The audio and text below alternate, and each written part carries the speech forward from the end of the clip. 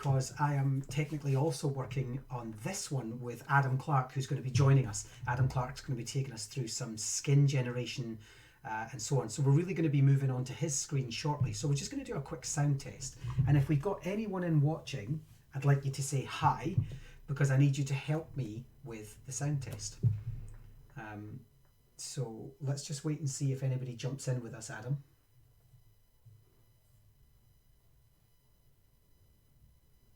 Oh yeah, because you can watch and see if you can hear yourself. Did you hear it?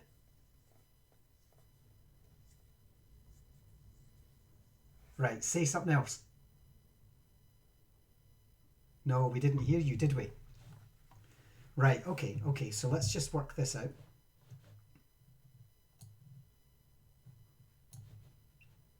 Bum, bum, bum. I know, so I'm going to have to work this out. And do you think it's because...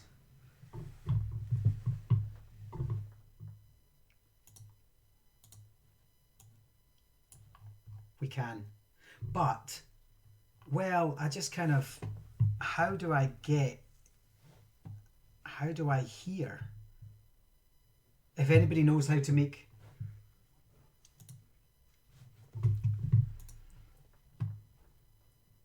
Yeah, well, I'm looking to see if you're coming through devices. Yes.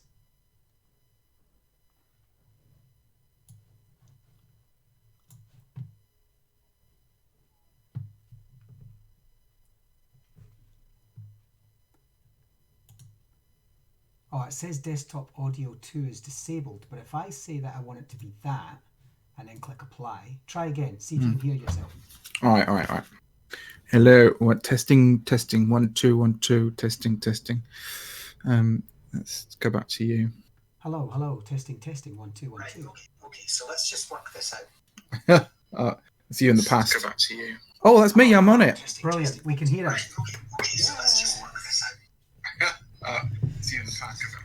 All right. Okay, so that's created a little echo, but I can hear you over and over again. So that's fantastic. So we've got sound. I just had to go in and open up a second sound channel. And so far we have Learning Like a Boss is in with us, Room 117 is in with us, Barimok is in with us. We've also got Oscar, who's back with us. He's been waiting for us to stream. Hi, Oscar. Awesome. Hopefully Chipster's been back in. Chipster likes to hang out in Mixer. And then every so often when I'm at my lowest ebb and I'm just about to give up, Chipster comes in and he's just like, try this. Let's go. That's the magic. Yeah.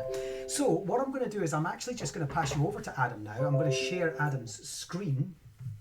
And Adam, if you want to do an introduction to yourself, tell people who you are and what you do. We work together in a number of capacities, but significantly in the company that we own together. And tell us about yourself. Yeah, so my name's Adam Clarke. I also people may know me as Wizard Keen, especially if they watch Stampy or something like that. So I've been involved in Minecraft projects since the very start of Minecraft, really. And Steve and I have been working together for, I don't know, too many years to sort of count on one hand, probably. But I suppose I'm interested. I've always been interested in Minecraft, and both in terms of an artistic endeavor, as well as making a living out of it. And that's the kind of the weirdest thing where we find ourselves now, where we can actually make a living out of this kind of stuff, this playful space that we find ourselves in. And so sorry, Adam, could you switch your camera on so we can see you? Is that something you've yeah, let's do that. Let's do my camera first. Yeah, there we are. So you guys should be able to see Adam. Yeah. So am I full screen on your screen? Yes, I've made you full screen. Probably. Okay, cool. Yeah. So, I mean, I've done all sorts of stuff, from Tapecraft, with working with Tape Britain and stuff like that, which brought Minecraft into museums, and also kind of working on a range of kind of different projects where Minecraft has been the kind of the glue that kind of brings people together around an idea or around I think, if you don't mind, the way I often describe you when people say, talk to me about Adam's work, in comparison to my own work, where I very much focus on education, and I know you do education also, of course, and as a homeschooler, you do it every day. But when people ask me to describe your work, that in a way that's not my work, I talk about you as an artist. Like, you use Minecraft like I would use paint, or I would use a pencil, or I would use clay, for example. And that's where you differ from me, is because I see it as a functional educational tool that I can use to model things, and whereas you see it as an art palette, which is the beauty of what you do. For me, very much so. That I see it as a medium in itself. So whereas as some artists would see acrylic paint, clay, music, writing, Minecraft for me is very much an artistic medium in itself. And for that reason, you can kind of just, you can really play with it, and it's kind of, and some people say that Minecraft is like digital Lego, and I'm like, well, for me, it's digital, it's interactive clay, because it's so malleable, both in terms of what you can do. Like Lego, I love Lego, but there's a physicality about Lego, whereas Minecraft, you can overlay your imagination on top of it as well as everything else. So there's there's a real artistic leaps of faith that you can kind of do within that too. For sure. Good. And so, today you're going to be talking to us about. I'm just checking my stream, and you look great there, Adam. Today, my light.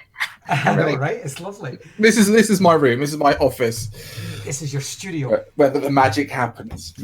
So today we're going to be talking with you, or you're going to be helping us to look at how we can navigate some of the folders that sit behind us. And I know Barry, who's with us, Barry's been looking to do that with. The other day I tried to show him how to change paintings, and I got the folder structure thing wrong. And but more significantly, Blockbench and making your own skins. So tell us a bit about that before you start. So I mean, Blockbench, we're going to look at a bit of software called Blockbench, and you can easily Google Blockbench. And Blockbench is brilliant because it's free, so you can download an application, or if you're feeling up for it and you've got it can actually run inside a browser as well. Okay. Yeah. So it's got these two kind of spaces. Great for schools that don't necessarily want to download another application and don't want to have to call in the tech people to install it all. You can just run it in a browser. As long as the browser's working, you can get there, and you're away. It's going to be great. Brilliant. So Blockbench is great for that, and Blockbench is really powerful in terms of making a load of stuff. From skins to models to modeling to kind of from Minecraft all the way to kind of, you can actually use Blockbench to create voxel models for Unity projects or other kind of video game stuff as well. Yeah, so it's not exclusive to Minecraft, which is really good, because one of the things we try to do with schools is we try to help teachers to what we call think in 3D, and try to show them the bridges between all of these things. So if you're working in Minecraft, you can 3D print. If you can 3D print, you're probably able to send your 3D print to something like Imagiverse or whatever it's called, or Sketchfab, and it's just, it's this idea that they all bridge together. And this has definitely got a kind of Sketchfab thing. It's that there's a plugin for it straightly. You can just upload it straight to Sketchfab. You're there. You're done. So you can be creative in this thing, and it doesn't necessarily have to be Minecraft, but it can be whatever. We're in an age of, we were coming off the page into an area of 3 dimensions, where we want to, if you want to create something here that's kind of voxely and stuff like that, and then take it to, because you've been influenced by Minecraft is sort of, ignited your imagination, you can kind of do that and then take it to Sketchfab, add some audio stuff, do it next, you can do it's very multimedia space to kind of be in, and those skills. And I've been talking to my son about this as well, because he's been saying to me he's been getting into modeling figures, Warhammer type stuff. Warhammer, he's been modeling his Warhammer figures, and he's been saying to me, he goes, Daddy, how can I would like I'd like to model these myself. How, what do I need? And so I started him off on Sculptress, which is a free download that you can kind of download. You start with a sphere, and you can kind of 3-dimensionally do that stuff. But also, I've said, go to Tinkercad as well, because there's skills in all these things which are about navigating around a 3-dimensional space, editing certain parts of it, but also looking around and to be able to kind of see the whole thing as a whole, and coloring in those things as well, and then zooming out and kind of seeing how it all fits together. And hidden inside all of that is the STEM skills, right? The science, the technology, the engineering, the maths, it's all in there. Yeah, absolutely. Yeah, and all those skills all cloud together around something. And these skills are transferable across the board. Absolutely. So let's begin then. Let's. Let me share my screen then. Just leave it to you. It's all yours. All right. So we'll start. So this is what Blockbench looks like when you first started up, except you probably haven't got as many recent projects as I have. But so you get your recent projects, which is really useful. But on the left-hand side, we can kind of see some of the kind of things that Blockbench can do. So we can do a Java block item. So it's good for modeling Java things. We can do Bedrock model as well for modeling Bedrock edition, modding entities. So if you actually write mods and things like that for the Java thing, you can kind of do that as well. And it creates a .java class files as well. Amazing. He's so powerful. Optifine entities, optifine parts, and then what we're interested in is skin, or down the bottom, free model without any restrictions for Unity, etc. So let's kick into skin first of all, and we end up, and it's worth kind of taking your time with this first moment of getting into Blockbench and kind of figuring it out. So here we are. We've got a floating window up here, and this is telling us that the skin, the resolution, and the texture. We're going to leave the texture because we're going to create a texture for ourselves anyway. So we've got Steve here, and we can actually click this, and we can actually open up any model. This is pretty crazy, right? Every single model is in here, including, where are my NPCs? A, B, C, D, E, F. Are they there? I can't see them. Fox, Java, Fox. Oh, there's 2 models for each one. It doesn't look like we've got NPCs in here, though, does it? I don't think it. No, NPCs are Which separate, is a shame. I think. I wonder if it's got village. Here we go. Villager. Villagers, though, right? Yeah, Villager 2. It's probably Villager 2, but there. So, for example, you could do Villager 2. We'll press confirm like this. And Villager 2 has got a hat on. Awesome. This should be a good one. Yeah. So that's quite good for that. So I was like, oh, how do I get back to that page that I was just on? Well, you can just go back up here on the right-hand side, and it says start, and we can click on start, and we can press skin again, and it says, do you want to save your model? Nah, I'll be all right. So we're going to go back to Steve. So, but again, if you want to do like a chicken, there's a chicken. There's a model for a chicken. You want to change the texture of a chicken. There we go. It's as easy as that. And we'll talk a little bit later on about where these skins can go into a resource pack and stuff like that. I might not go into it in too depth in this session because it can get complicated super fast. Right. So here we go. So Steve. So there's Steve and Alex, who are 2 main kind of characters. Steve is like old school arms, and Alex has got thin arms, right? But okay, so Alex has got 3 pixels wide arms, while Steve's got big old 4 pixel arms, right? We're going to stick with Steve, and we've got a resolution here that goes all the way up to from 16 to 128. Now here's something really. What does that mean? Yeah, good question. I've been puzzling over it. It doesn't mean. Well, let's do this. Let's do 16 first, and I'll confirm it, right? And we can see that we've got a skin in the middle that we can kind of move around, and we got on the left-hand side, that skin is unwrapped. This is the unwrapped skin. I'm going to save that onto my desktop, okay? And we'll call it skin, Steve. Yeah, I'll replace it. And I'm going to just get Photoshop up and running, and I'm going to open that skin, and I'm going to have a look at it and see where we get this 16 thing from. Okay, so we're going to open up Steve that's on my desktop. Steve. He's right there on the bottom. It's just Steve PNG. Open. Right, very small. Let's have a look at that. So that's Steve. Now let's it said 16, but let's just have a look at image size. It's actually 64 by 64, Right. which is the most confusing part of all of this, right? So, yeah, I don't understand really. I think, let's have a look at, I think it relates to the head, really. I think... Because it looks like it's 8 blocks by 8 blocks. Yeah. Yeah. I think that's what it relates to. Or it's 8 pixels by 8 pixels is what it is. Yes. Yeah. Okay. Yeah. So that's what. But just to this is just to confuse us all. But anyway, it's worth it. This is a traditional Minecraft skin shape size. Old school. Yeah. The next one up, if we go back to here and we go to skin and we say, well, there's the 32, and we confirm that this is the HD skin.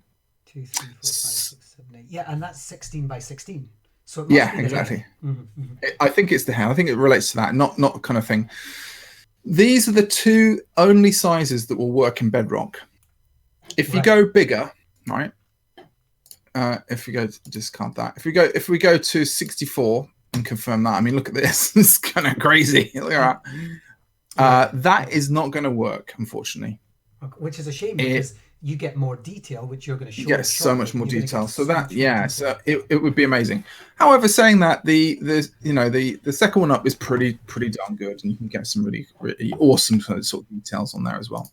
So let's stick with the things that we want to do. So I'll discard that, and we'll go with normal Steve to start off with. Keep it nice and simple. Barry's just asked, is Minecraft Education Edition a Bedrock version? Yes, Barry. When we talk about Bedrock, we talk about Minecraft Education Edition 2. Include that in your thinking. Yeah. So basically, Education Edition and kind of what you'd find on your Windows 10 machine or what you find in your Xbox console, they are kind of exactly the same thing. Although the Education Edition runs a little bit later in terms of versioning than the kind of current kind of commercial version, but they are the same code base and they actually have the same resources in there. So if we look at, for example, the NPC skins are bundled in with the resource packs that are currently on for the Windows 10 version. I can look into a resource pack and I can see the NPC skins there, which are exclusive actually to Education Edition. Isn't that crazy? But that's because it's the same code base, and they might as well have the same kind of forward push in terms of content and in terms of all the kind of stuff that's in the guts of it, if you like. So anyway, we've got ourselves a skin, and I'm going to just show you kind of some navigation stuff first of all, because that's kind of interesting. So if I click around Steve in the blank space around him with a left click, I can rotate Steve around. If I right click around Steve, I can kind of move him up and down, left and right, up, so he strays left and right. Yep. So left click turns, right click moves left and right. And then the roller on the back of your mouse is the zoom in. So you can kind of quickly learn how to, and this is a skill, learn how to kind of navigate around and get to the places that you need to get, the crevices and nooks and crannies Steve's of crevices. Exactly. We can get in and out of Steve's crevices really easily. Such children. Carry on. Stop. Carry on. So that's just a good way of navigating around it. Okay. So that's Steve. So this is your kind of working area in the middle. On the left hand side, it says UV. So this is the unwrapped UV texture of Steve. So whenever I make a change on Steve in the middle, it will reflect in that kind of UV texture up here as well. You can also move this stuff around. It's really good. So if you want to make things bigger or smaller, you can make your this move about. You've got control over your window base, so you're kind of how this kind of stuff organizes itself too. Below that, we got textures, and this is the sort of current texture we've got going on here, which is Steve PNG. If we right-click this, we can change the file. All unsaved changes, I'll cancel that for now. But if you've downloaded a skin, for example, and you want to put a mustache on it, yeah, you can actually load that skin up and put it onto here, which is super easy. Yeah. So we've covered the left-hand side. I'm going to cover the right-hand side now. We've got a color picker, which, you know, everybody who's used to kind of Photoshop or kind of any kind of drawing thing can understand this. We've got a picker, we've got a palette. Now the palette is really interesting because it looks at the colors that are in this texture here and it recreates them in palette form. So we could generate palette from texture. Boom, confirm that. And these are all the colors that are generated from this, which is awesome. We can sort it out. We can kind of, you know, it's really, really useful, especially if you're bringing a texture in from somewhere. And we'll have a little go at that in a minute.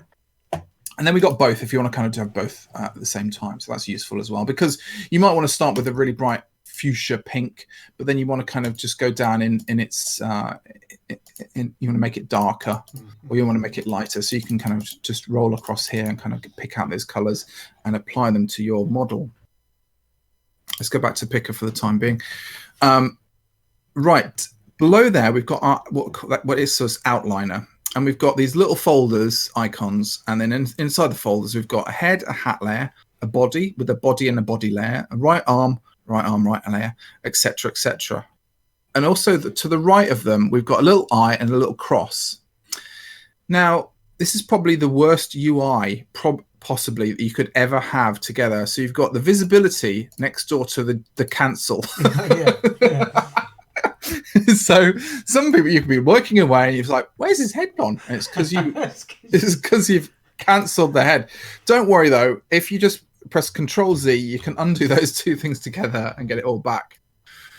But here's the thing as well. When we first opened this, this took me by surprise, which was I did a whole kind of skin and it was really good and stuff like that. And then I exported it and it just looked like this. And I was like, what?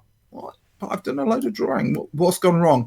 And it's because actually in both Bedrock and Education Edition, the skins have two layers, and you can't, unlike Java where you can take the outer layer off, or you can choose to take it off. In Bedrock you can't. So there are actually two layers. And if we show the visibility of all the outer layers, this is what you'll actually get. And first of all, just to help with that, Adam, if you could stay at that angle, but then just toggle on and off and on and off the hat layer. Yeah.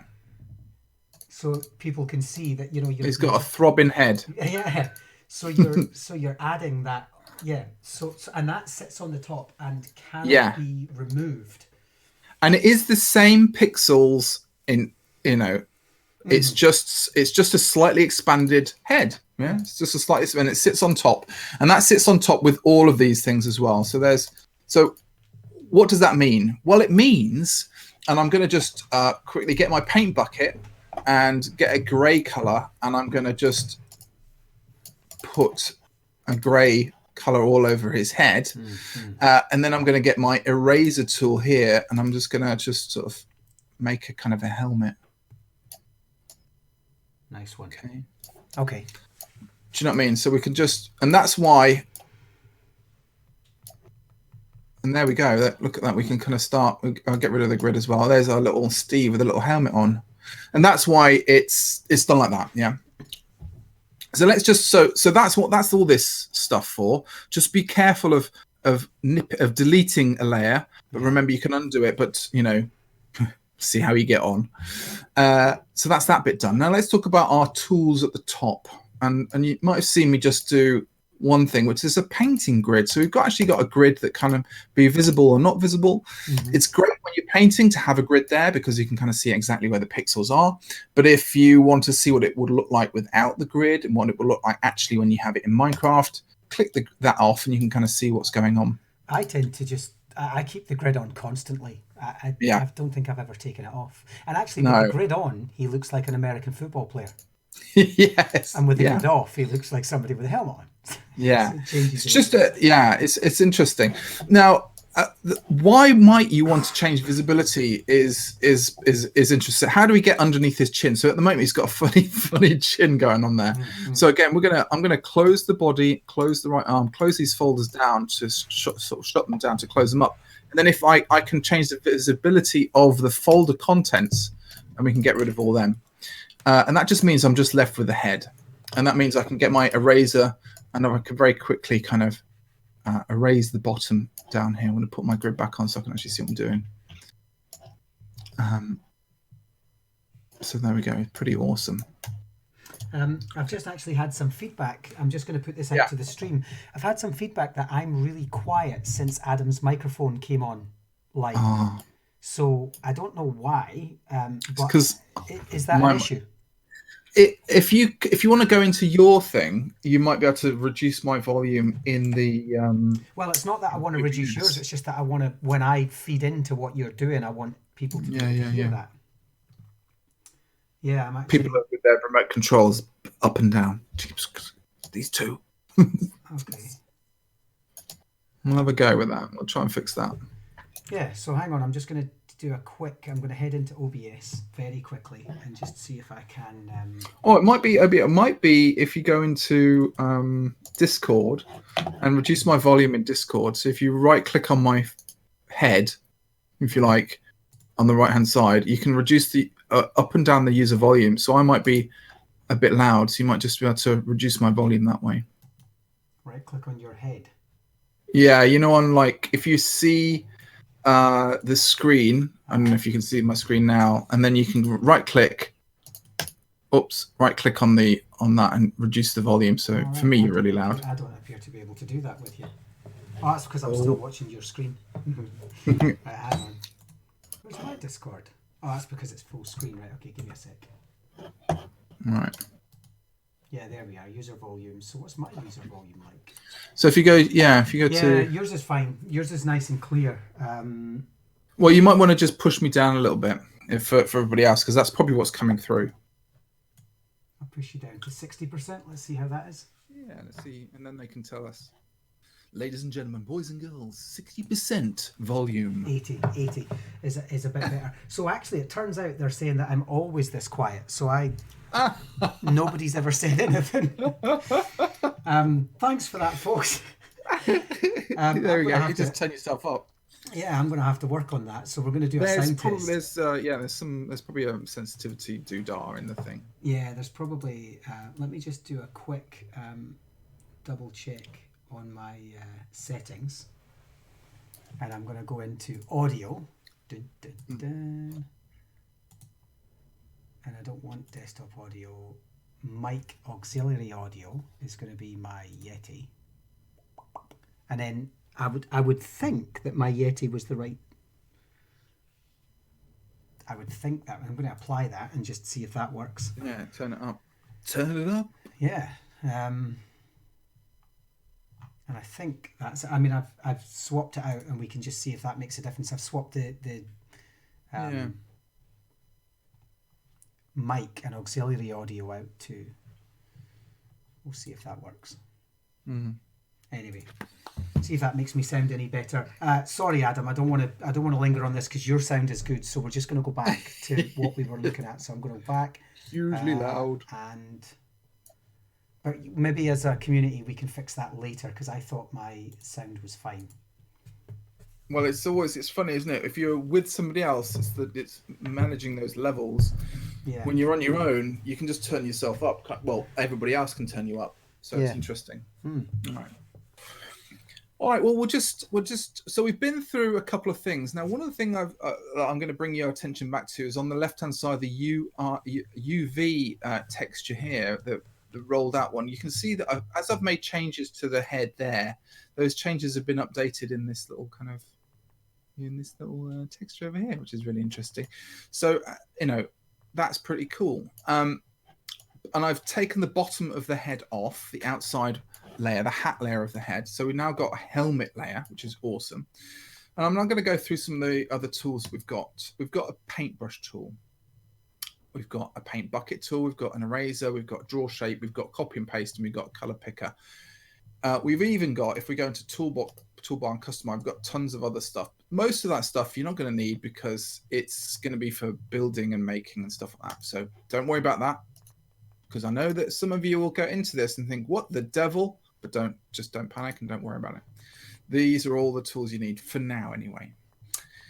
So the paintbrush tool, and every tool in fact comes with kind of like two or three boxes on the side here. So we've got one that says size, one that says opacity, which is transparency, and one that says softness. So, and for something small like this, if you go too big on the size, like we could go to like 3. Let's get a kind of a big. We can kind of, as we see, there's there's some big spots on the back of his head. Okay, so that's because we're size 3. If we go for opacity, I'm going to bring the opacity way down, sort of 30%. Change my color to a nice green, because you'd see that, and click on that. We can see that, in actual fact, it's now kind of blending the kind of colors together. Okay, and then the last one is softness. So softness is that kind of soft edge stuff. So look at this. We've got kind of a soft edged kind of green, crazy kind of thing. Now, this comes in so useful for when you want to kind of, so I'm going to undo all this. Okay, just Control Z. I think I got back so far. If I want to do kind of a highlight on it, I get a softer edge, and I want to highlight some of his helmet like this. Highlight. And then I want to kind of get a kind of a low light down below. So we're going to low light back down below. And it's like painting. It's like painting and drawing. So I'm not completely obliterating the colors. I'm shading and I'm highlighting. So rather than painting straight onto it, you're just highlighting. Yeah. And I can control the size of my brush, the size of the amount of transparency it's offering, and the softness of that as well. Yeah. Don't forget to put these back up, ramp them back up to where you want them in the middle. So that's the brush tool. And then the paintbrush tool is so good. It's unbelievable. All right, let's get his body back in, because we're gonna talk about this. It's gonna be awesome. So paint bucket tool. So the paint bucket tool has got a drop-down menu where it says face, cube, connected colors, and colors. So face really is about the face of a block. So Steve is made up of cuboids. So for example, this arm here, when we click on that, the face of that cuboid is filled in. That's what face means. Right. I change my color. There we go. The face of that cuboid is filled in. So that's what the fill bucket does for that. If we do cube, and I do a nice yellow color, and I click that, the whole of the cuboid is colored in. Awesome.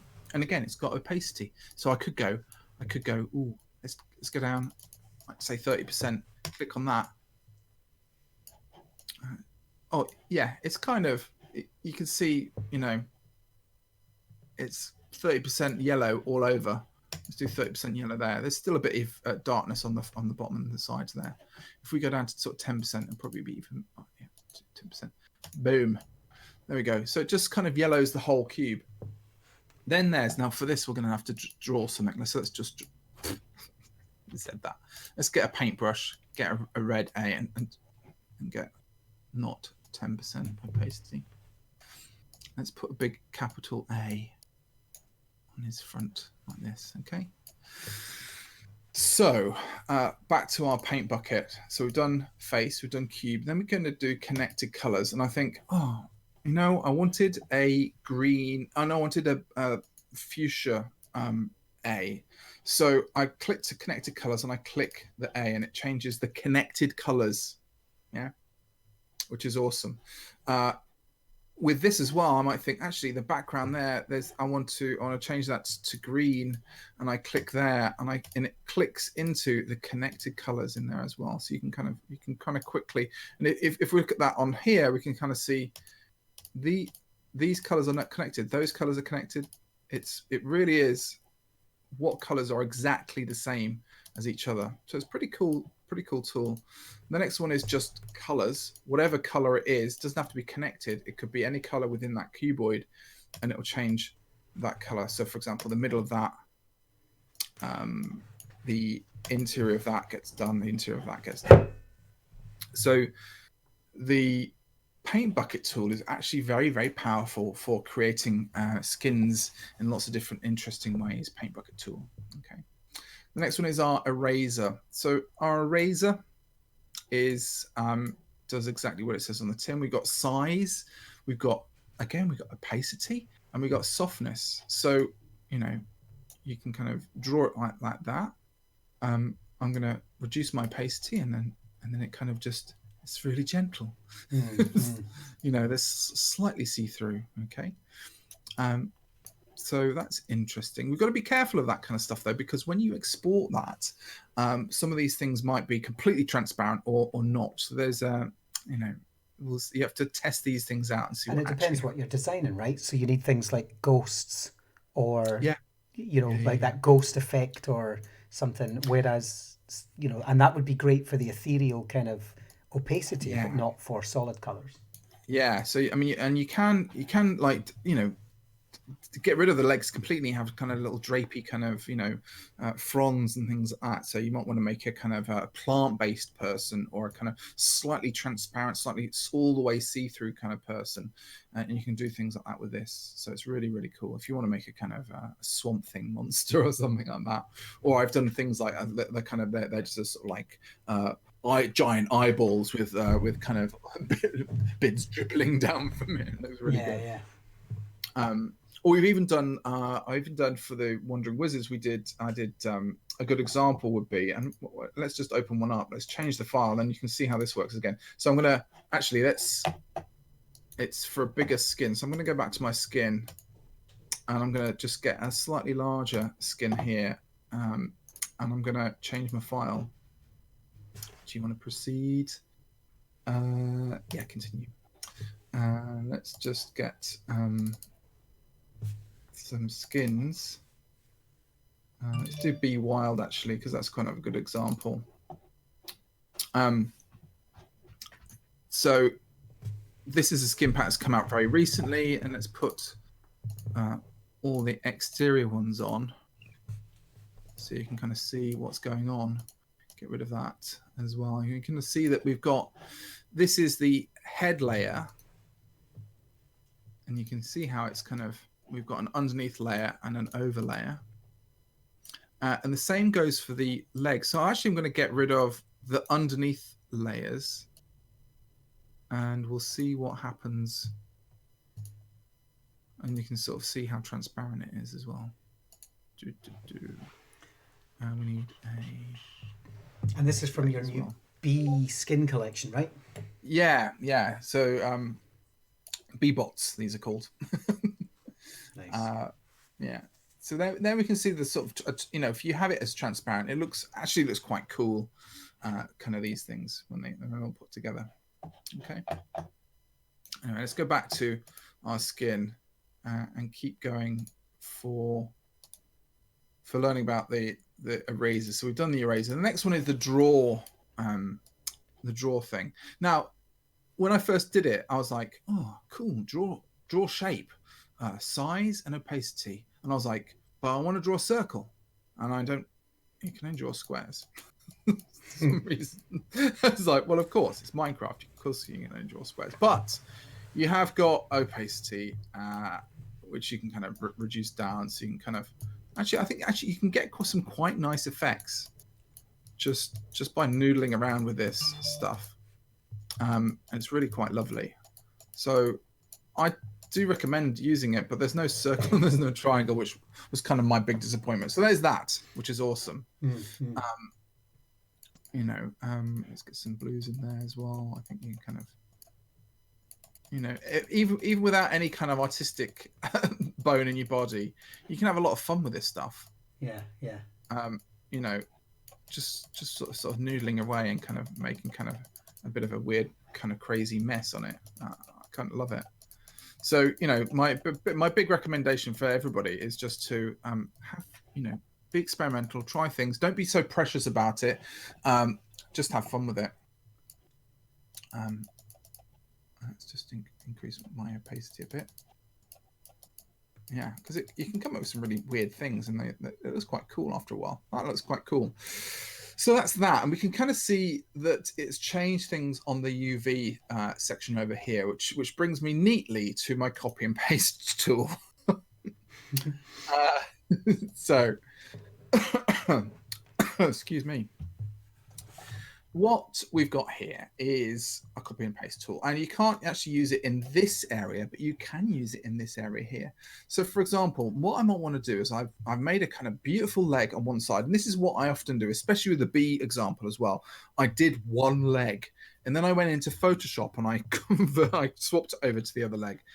But they've actually put this tool inside of Blockbench now, which means you can kind of just, we can look at this leg here, which is, if we look at the picture there, we can see that it's actually over here. So I'm going to use my copy and paste tool.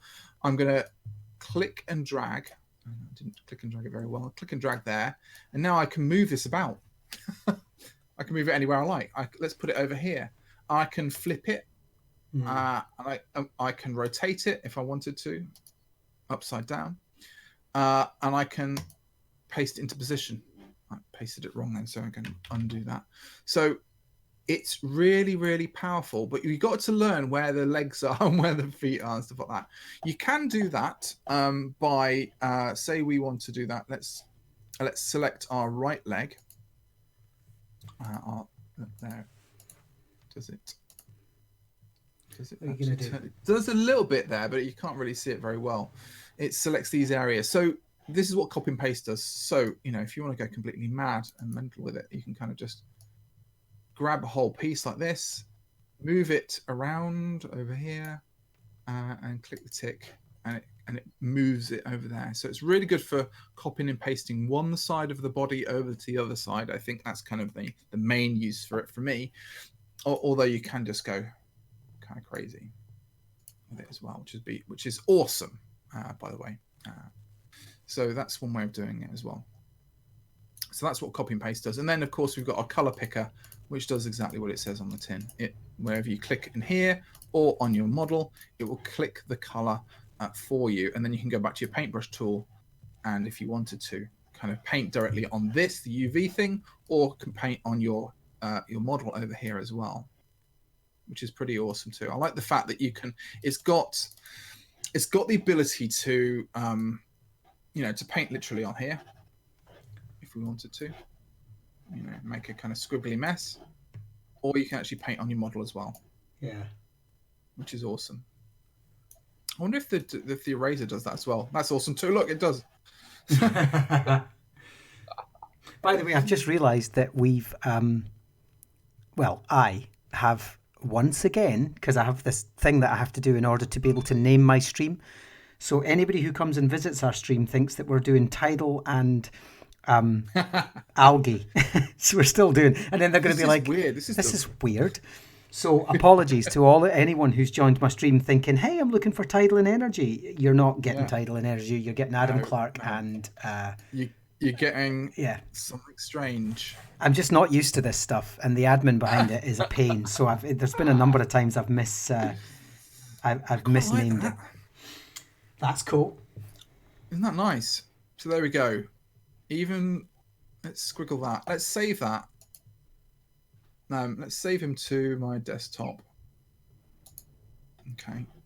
Save. Yeah. Is there a rule, though? Just remind me, and you might have already mentioned this, Adam. Is there a rule about a set number of transparencies on a given part of the body that means that it won't show? Tell us about that. Yes and no. Yeah. Yes, although I've seen it break a couple of times recently, to be honest. Django did it the other day, where my son, where he created an invisible body in just his head, so his head was just running around. Right. Okay. And I was like, how'd you do that? And he goes, I just did it, Dad. It was easy. And I was like, oh, right, well, you shouldn't be able to do that. And then we've done it again. Whereas if you get rid of a certain percentage of the body, it will turn wholly black. And we have to consider that in terms of gameplay and stuff like that when we sell things on the marketplace, because obviously people want there needs to be a kind of a modicum of fairness when you're doing. You can't have a completely invisible skin, because it could lead to trolling, it could lead to bullying and all that kind of stuff within with players, because if you can't see somebody attack you because they've got a completely invisible skin, things are slightly unfair. So that's why there's those kind of rules within these things, and Minecraft generally kind of auto generates that kind of stuff. That is awesome. Right, let's go. I'm just going to open up Minecraft now and test this skin out, see if it actually works. And I'm using the Windows 10 version, not Education Edition. And the reason for that, let's talk about the reason for that. And the reason we can't use Education Edition for this is because in Education Edition you can't make your own skins. You can change any of the textures for zombies or creepers or horses or anything else, but you can't make skins for your players. And one of the reasonings for that we've been given is because they don't want kids making nude skins or any inappropriate skins that could be used in the classroom. Isn't that weird? Because I mean, that's an opportunity for me anyway. If I think about it, that's an opportunity for to learn about how to be a good digital citizen. Oh, absolutely. Somebody once said to me many years ago, when YouTube was still being banned in schools. Oh, well, it was initially being banned in schools. Some schools still don't allow it. But I remember somebody say, he was an IT guy, and he had a very not relaxed at all, but very pro-student approach to it. And I said to him, where did this sort of approach come from? And he said, trust in teachers. He said the best source of protection for your children is the human being at the front. And if your human being at the front is not talking to them about responsible use of the internet and respect and safety and all that kind of stuff, then what hope do we have? If you're taking that power away from the teachers at the front of the classroom by digitally banning everything or locking everything, you're not teaching children real life. And you're not giving the teachers the respect they deserve. And I've carried that I agree with him. I've carried that with me throughout my career. Yeah, totally. Yeah, I mean, I think, it's interesting now with the, with the kind of how the education's going and stuff like that teachers have been given the responsibility to say what grades people should get. I'm like, about time too. It's great in a way. But yeah, so that, as we can see, that works really fine in here. I think what I need to do to show you how it works in how do we change skins and NPCs and all that kind of stuff in Education Edition is something for another day, because I need to get some resources that we haven't got in front of me. To be able to kind of do that. I mean, we can have a look at that stuff right now, but it won't be. No, I tell you what we should do is, why don't we plan that for another, because we're already, we're at 50 minutes. So why don't we plan that for next week and say that we're going to come back together with a better sound system, and we're going to look at actually modding skins for things like villagers and sheep, and then we're going to put them into the game. So let's do that maybe same time next week.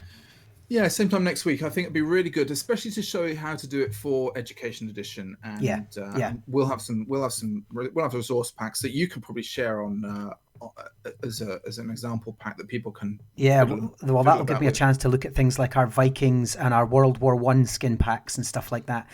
And Barry, who's listening, I know he's always with us. That is when we're going to do paintings. Next Friday, we're going to show you exactly how to access the paintings, change them, save them, etc. Yeah, I mean, also there's another thing as well. I think you've mentioned it before, which is about maps and how to get images onto maps and stuff like that. As well. We're going to do a stream with that. I've discovered something about that as well, which is in MCC Tool Chest.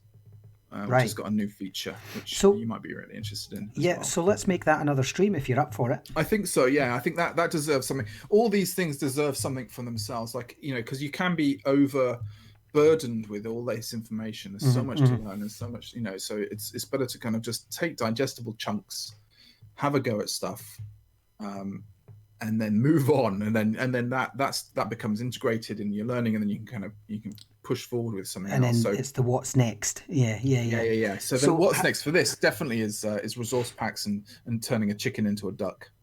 Yeah. So how about we do that next week then? Same time next week. We'll do certainly Friday. We'll come back to this subject, and then maybe the following week we'll do the other one. Yeah, definitely. Yeah, because I mean that's it. There's a couple of programs that did it really well, but one of them broke. So it'd be really interesting to see what we can get up to. Yeah, brilliant. Well, listen, No I'm worries. gonna leave the stream there, and I'm gonna thank Adam massively for this. Adam has been a long time friend and colleague of mine who does incredible stuff. Do follow him, Adam. Why don't you let people know where they can follow you and check your work out? Yeah, so I've got a website called thecommonpeople.tv. Also, if you want to follow me on Twitter, I'm at @thecommonpeople. And if you just want to find out what kind of stuff that I do, if you Google me, Adam Clarke with an E, and put Minecraft after it, you'll find lots of information and lots of kind of information about all the different kind of projects that I've done as well. I'm very Googleable. You are. So thanks very much, Stephen, for inviting me along. It's been a pleasure to talk to you again and meet everybody you've been working with. Yeah, brilliant. Thank you, and thanks for everybody who joined me. And I will see you tomorrow at 12 o'clock GMT for another one. And when you visit YouTube, I'll have this titled correctly. Sorry, everyone. Bye.